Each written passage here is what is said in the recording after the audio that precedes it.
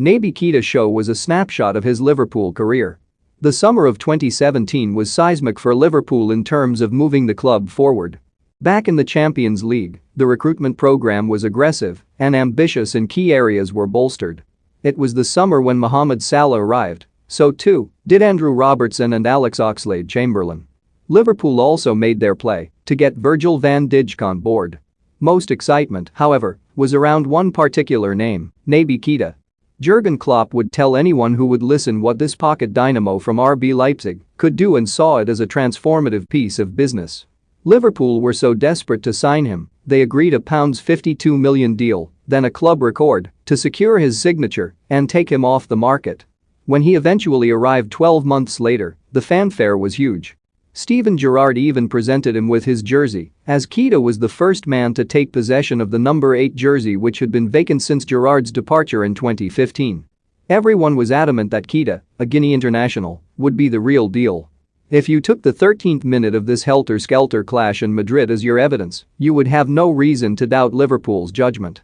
Keita's volley was picture perfect, from the fact he never took his eyes off the ball as it dropped from the sky to his body shape as he prepared to strike to the connection, sweet and true, that enabled his shot to fizz past Jan Oblak, the monolith who protects Atletico's goal.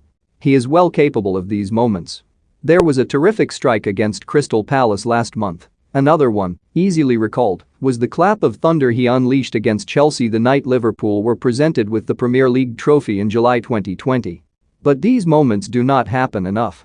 Keita's 45 minutes in the Wanda Metropolitano were a snapshot of his Liverpool career as a whole.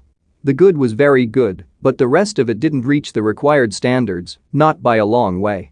Liverpool were well in control of this tussle, but Atletico were allowed a route back in when Keita was too weak and too slow to react to a short corner, allowing Thomas Lemar, another player who Klopp wanted to sign in 2017, to dance along the touchline and cause havoc. His pressing wasn't good enough in the moments before Atletico equalized, and the cheapness of the concession had Liverpool's players shaking their heads. Salah, for one, stood with his hands on his hips on the halfway line, barely able to conceal his unhappiness that 2-0 had become 2-2. Nobody was more baffled than Klopp, however, and there was a revealing snapshot just before the interval when, again, Atletico got down the right side of midfield, the area that Keita had been asked to protect, with little fuss. Klopp began barking and gesticulating at Keita, pointing to a big empty space.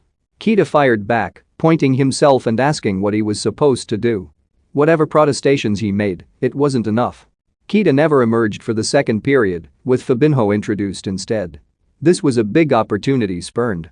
Soon Thiago Alcantara and Curtis Jones will be fit again, and both have moved ahead of Keita in the pecking order.